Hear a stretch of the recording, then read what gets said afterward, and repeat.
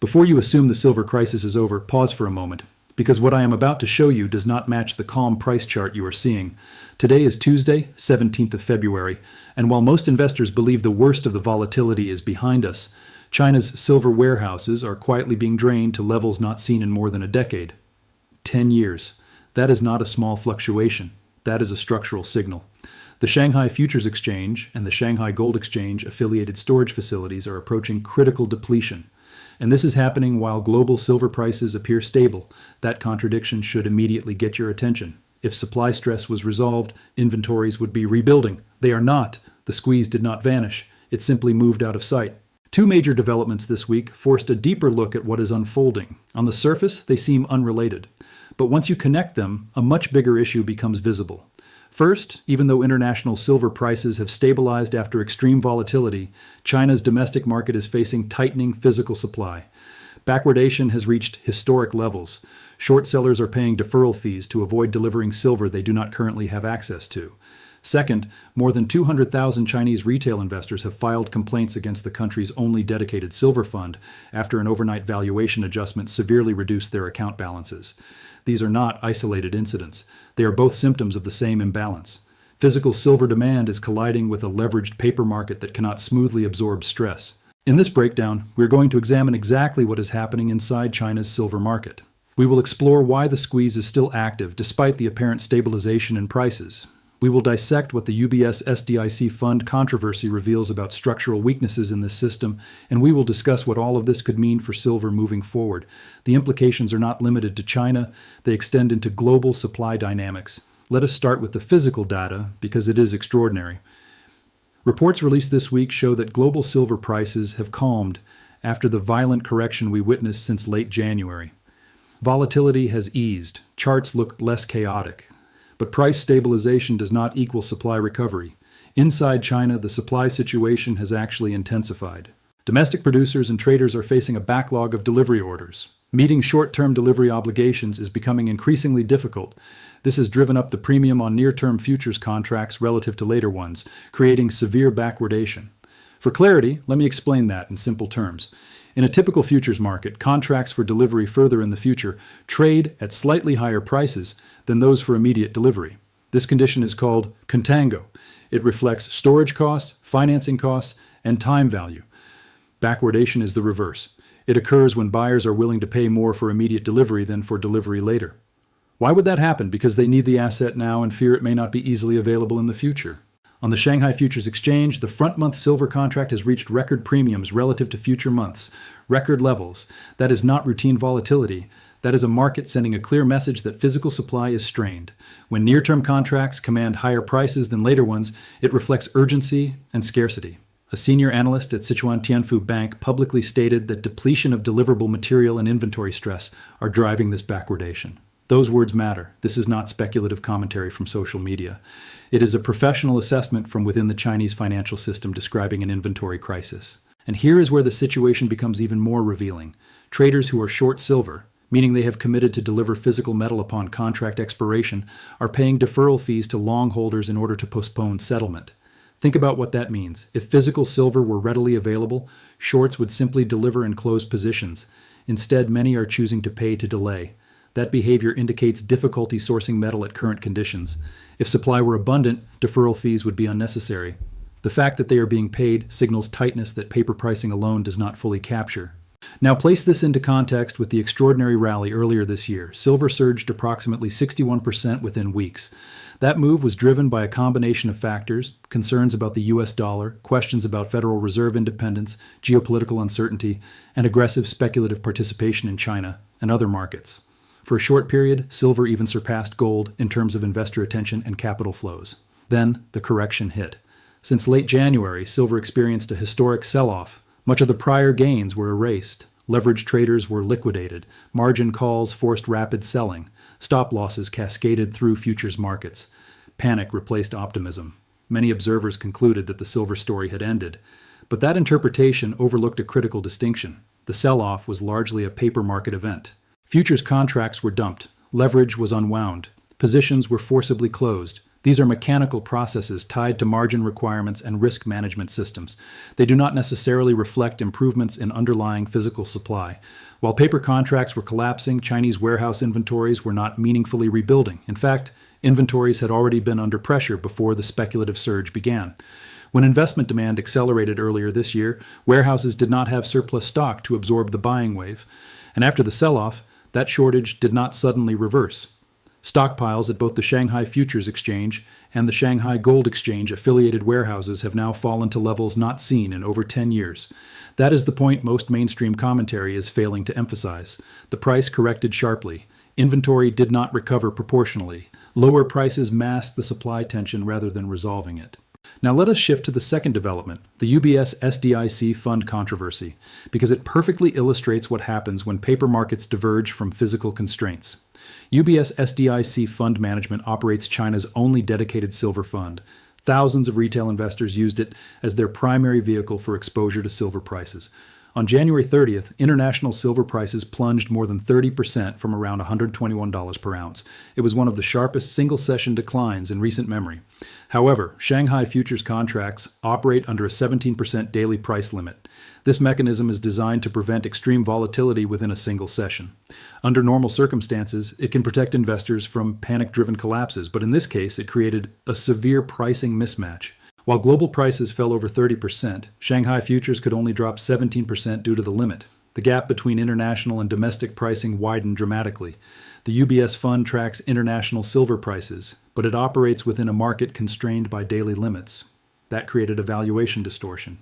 On February 2nd, UBS SDIC implemented an overnight valuation adjustment to align the fund with international pricing. When investors logged into their accounts that morning, their positions had been sharply marked down. Losses that would have otherwise been distributed over multiple trading sessions were realized all at once. The reaction was immediate. More than 200,000 retail investors filed complaints on a Chinese online consumer protection platform. That scale is significant. This was not a small cluster of dissatisfied traders. It was a mass response. The timing intensified the emotional impact. The adjustment occurred during the Lunar New Year period, traditionally a time of celebration and optimism. Instead, many investors faced sudden financial losses. From the fund's perspective, failing to adjust valuations would have allowed the product to drift dangerously away from the asset it tracks. From the investor's perspective, they had no opportunity to react before the adjustment was made. Both arguments carry weight, but the broader lesson is unmistakable. When paper-based instruments are layered on top of physical supply constraints, structural stress can surface suddenly, and when it does, retail investors often absorb the consequences.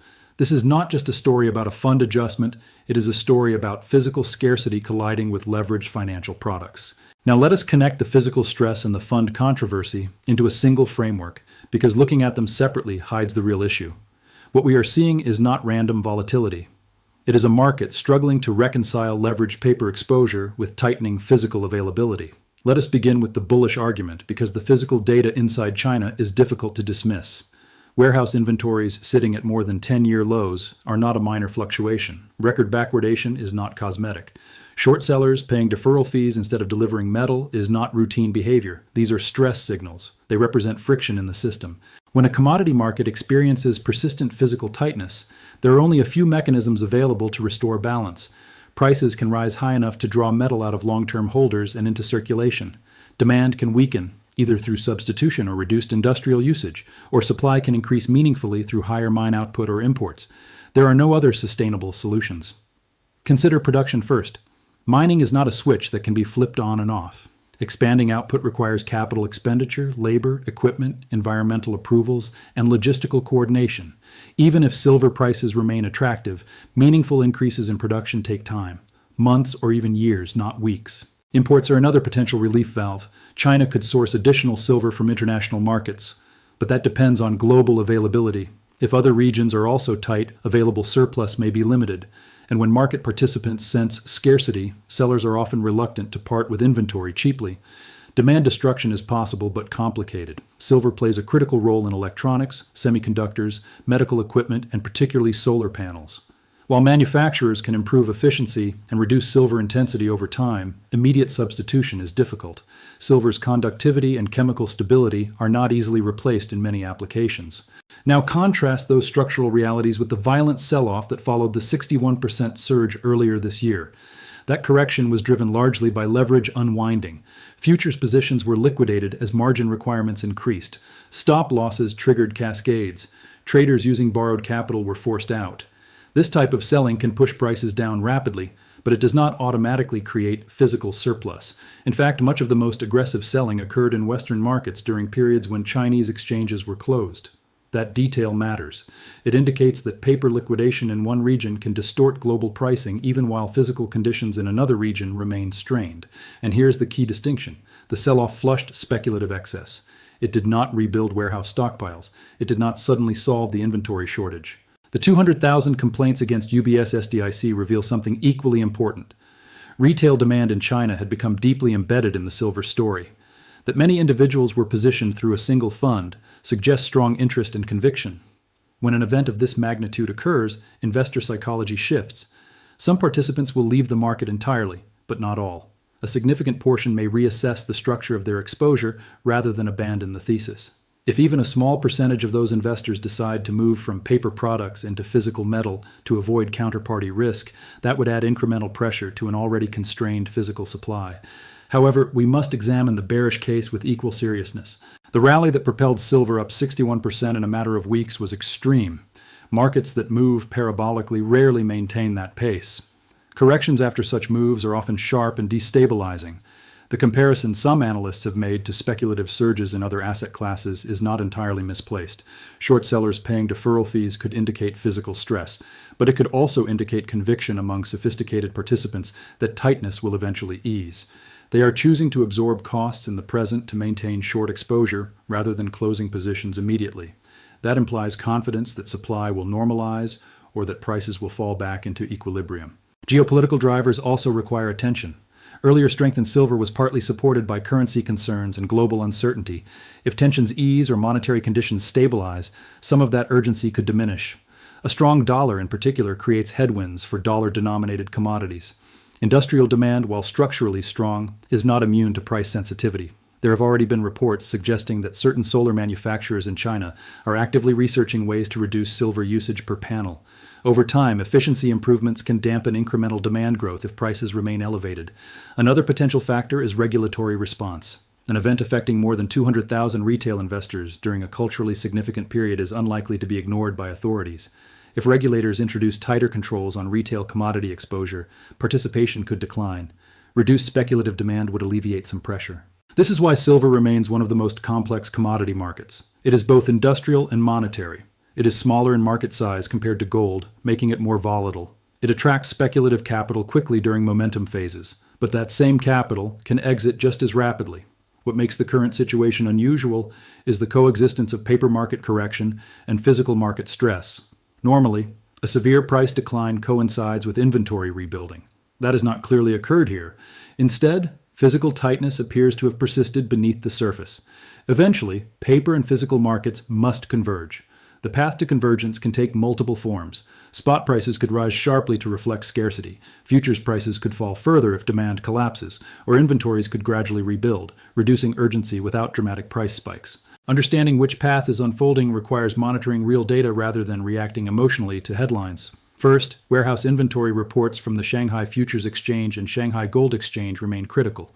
Continued declines reinforce the squeeze narrative. Stabilization or rebuilding weakens it. Second, backwardation levels should be watched closely. Extreme backwardation is unstable by nature. It signals stress that cannot persist indefinitely. How it resolves will provide insight into direction. Third, regulatory commentary following the UBS controversy could reshape participation patterns. Changes to fund structures, trading limits, or retail access could materially influence demand. Fourth, the US dollar must be monitored. Silver pricing is closely tied to currency movements. Sustained dollar strength would pressure prices. Weakness would provide support. Fifth, global mining developments matter. Production disruptions in major silver-producing nations such as Mexico, Peru, or China could intensify tightness. Conversely, announcements of expanded output could ease concerns. Sixth, retail behavior trends should not be underestimated. If there is a noticeable shift from paper exposure into physical bullion purchases, local premiums may widen. That would signal rising physical demand independent of futures activity. Silver's structure makes it prone to episodes like this. It is small enough to be influenced by concentrated flows.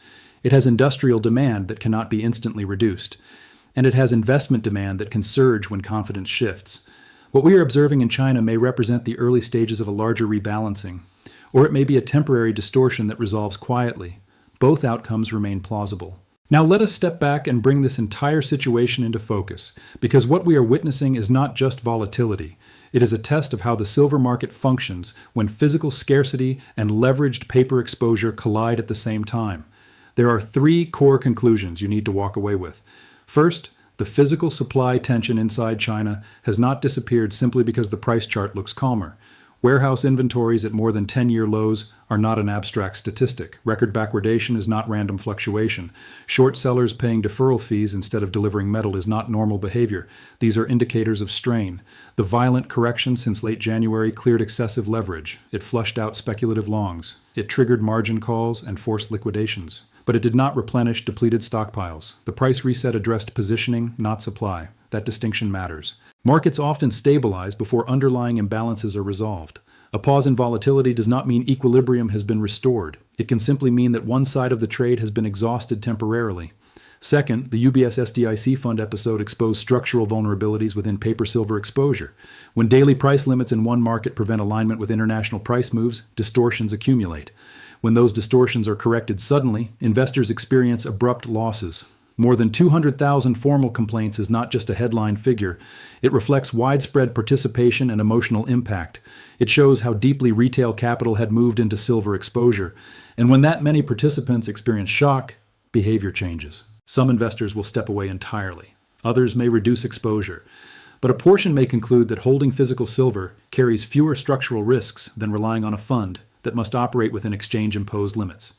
If even a fraction of that capital rotates toward physical metal, demand pressure increases precisely when inventories are already tight. Third, the coming weeks are likely to determine whether this tension resolves through price movement, supply adjustment, or gradual normalization. Let us outline potential scenarios clearly. In a bullish continuation scenario, warehouse inventories continue to decline or remain critically low.